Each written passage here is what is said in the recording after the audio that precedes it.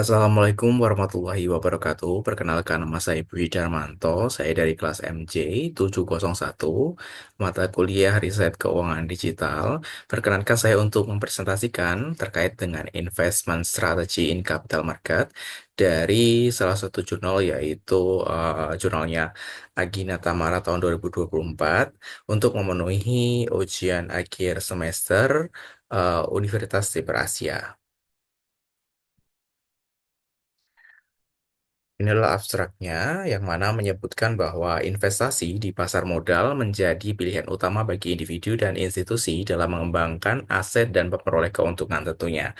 Namun faktor-faktor seperti fluktuasi saham, harga saham bearish or bullish, perubahan kebijakan ekonomi serta ketidakpastian pasar global membuat investasi ini beresiko tinggi gitu ya. Penelitian ini mengeksplorasi strategi investasi yang efektif, cara mengelola risiko, serta dampak digitalisasi dalam investasi. Nah, pemahaman mendalam mengenai strategi investasi akan membantu investor dalam mengambil keputusan yang lebih rasional dan berbasis analisis. Untuk latar belakangnya sendiri, yaitu pasar modal memiliki peran penting dalam perekonomian dengan menyediakan akses modal bagi perusahaan dan peluang investasi bagi investor. Namun, investasi di pasar modal penuh dengan resiko tentunya yang berasal dari faktor ekonomi makro, regulasi pemerintah, dan sentimen pasar. Nah, dan digitalisasi telah mengubah landscape investasi, memberikan kemudahan akses tentunya, tetapi juga meningkatkan volatilitas akibat tingginya aktivitas spekulatif. Oleh karena itu, pemilihan strategi investasi yang tepat sangat krusial dalam menghadapi tantangan ini.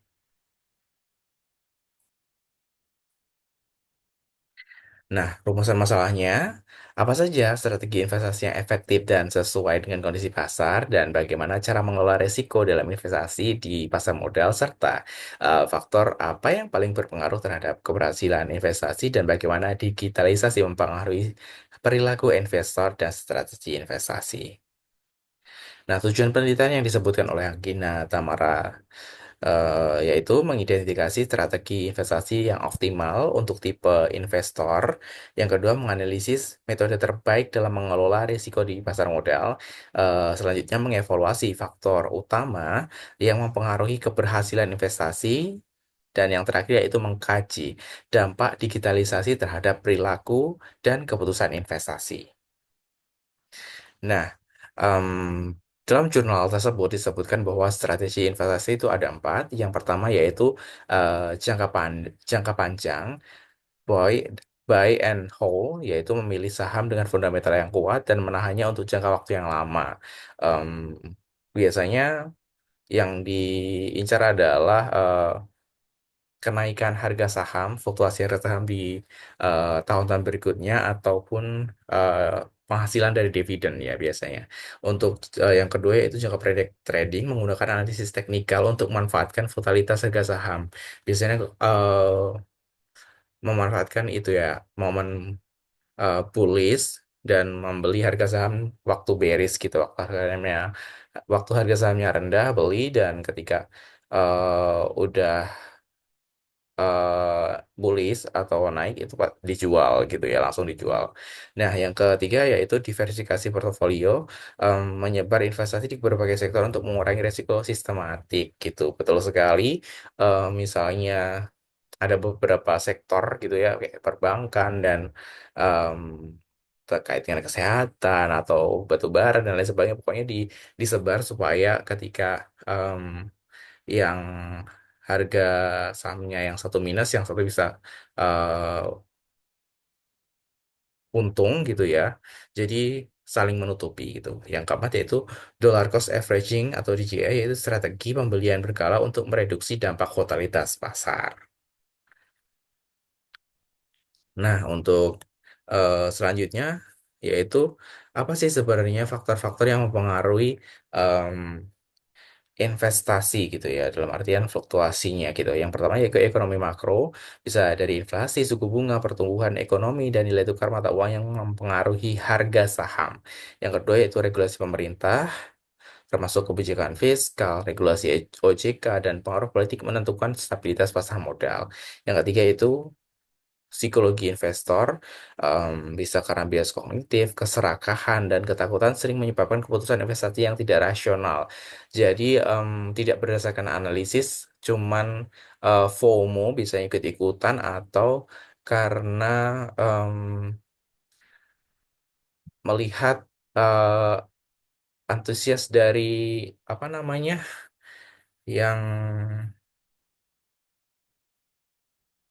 harga saham pada hari tersebut gitu ya, biasanya banyak yang beli gitu, terus ikut-ikut beli, atau lagi hits gitu, lagi banyak yang share di media sosial ini harga saham bagus gitu kalau dibeli, jadi ya ikut-ikutan tanpa memperhatikan analisisnya terlebih dahulu. Yang keempat yaitu peran digitalisasi informasi pasar yang lebih cepat mengubah strategi dan pola perdagangan saham. Betul sekali.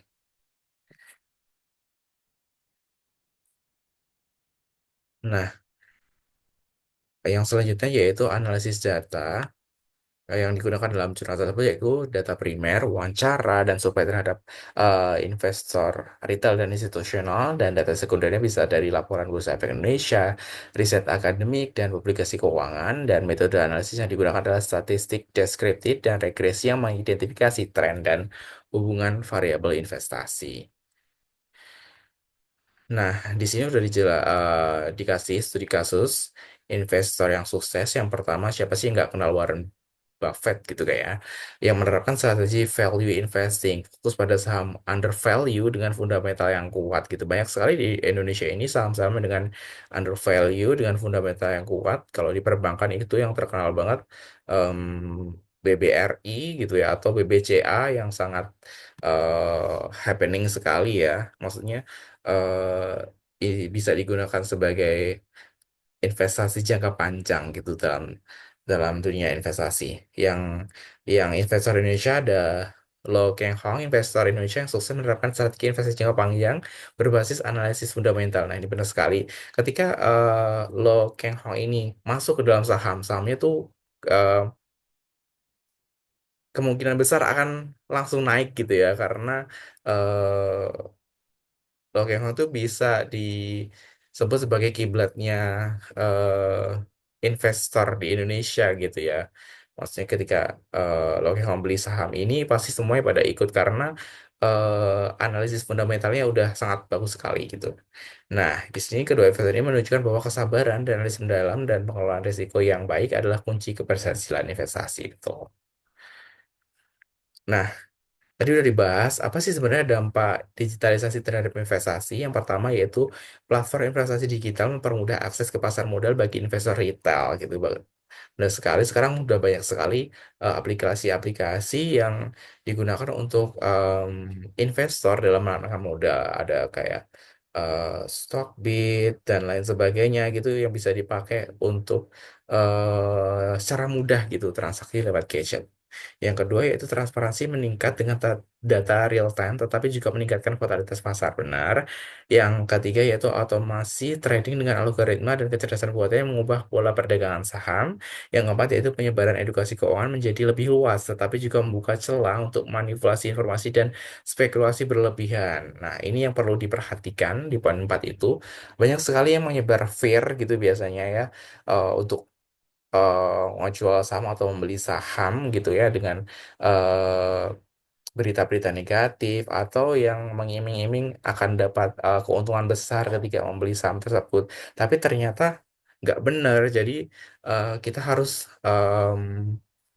berhati-hati gitu ya dalam mencari dan menyaring informasi dalam penentuan pembelian pembelian saham gitu ya.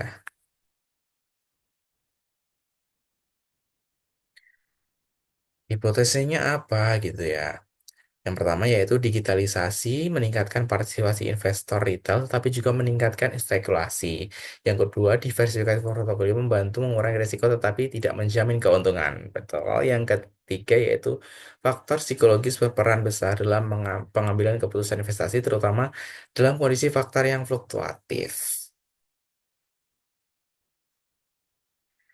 Nah, kesimpulan yang bisa diambil dari jurnal Ya, Anggi Tamara yang pertama yaitu investasi di pasar modal memiliki potensi keuntungan yang besar, tapi memerlukan strategi dan pengelolaan risiko yang baik. Benar sekali, karena ketika kita sudah terjun ke dunia investasi, selain kita mempersiapkan analisis fundamentalnya yang bagus, kita harus terus memperhatikan gitu ya, gimana kondisi pasar gitu.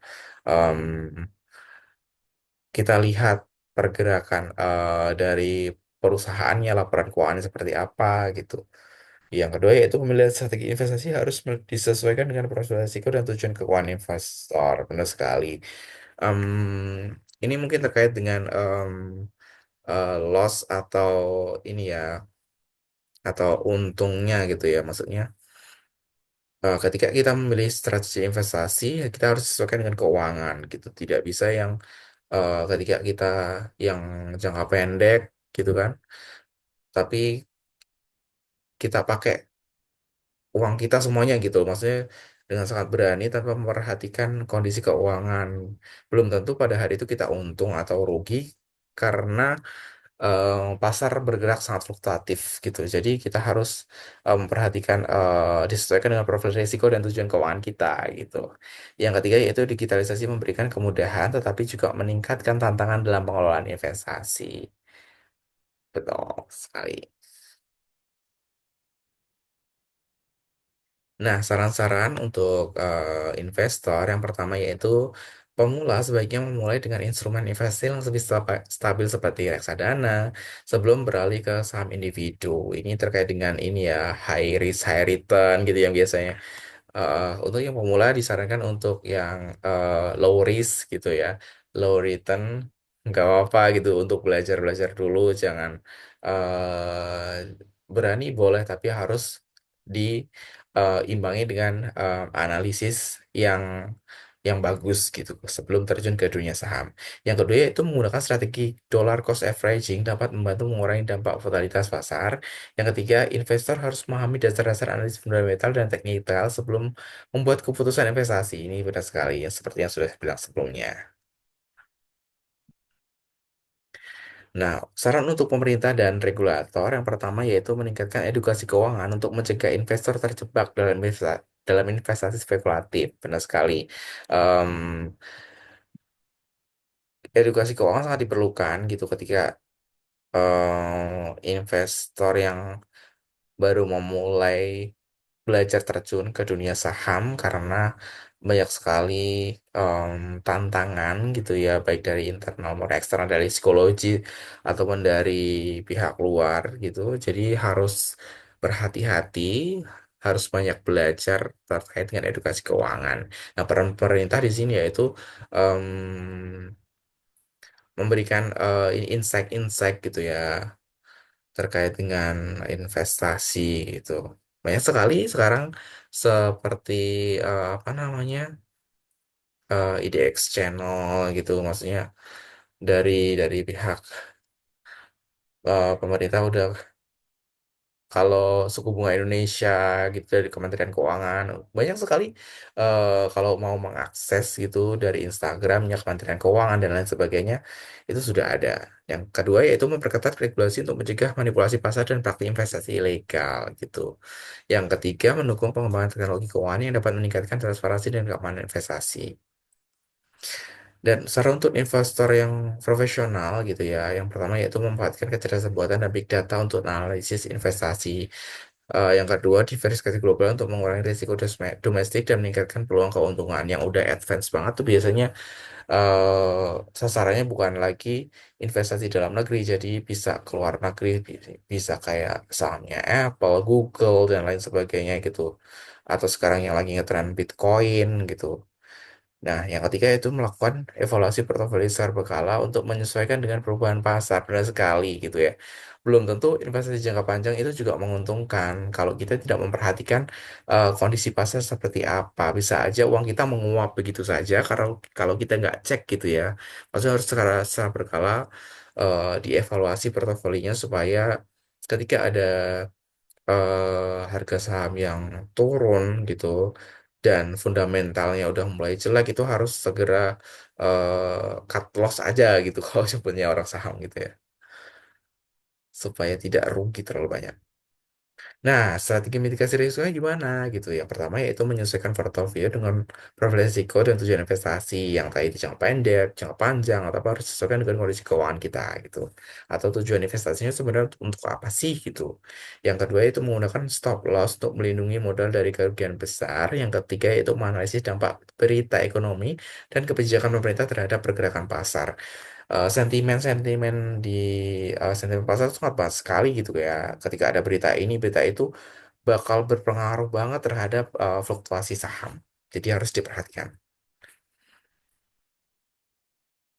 Nah, pendekatan analisis dan analisis teknikal dan fundamental itu gimana sih gitu ya? Yang teknikal itu bisa menggunakan pola grafik, indikator teknikal, dan volume perdagangan untuk menentukan tren harga. Kalau yang fundamental mengevaluasi laporan keuangan, rasio keuangan, dan prospek industri untuk menentukan valuasi saham gitu. Nah, sepertinya udah cukup. Saya ada sedikit quote ini ya, gitu ya. Apa namanya? Investasi yang sukses bukan hanya soal membeli saham, tetapi juga soal mengelola risiko dan memahami pasar. Benar sekali. Sebenarnya udah cukup presentasi dari saya. Saya mohon maaf jika ada salah kata dan perbuatan.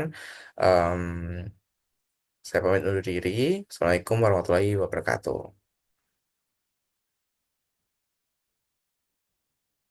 Terima kasih.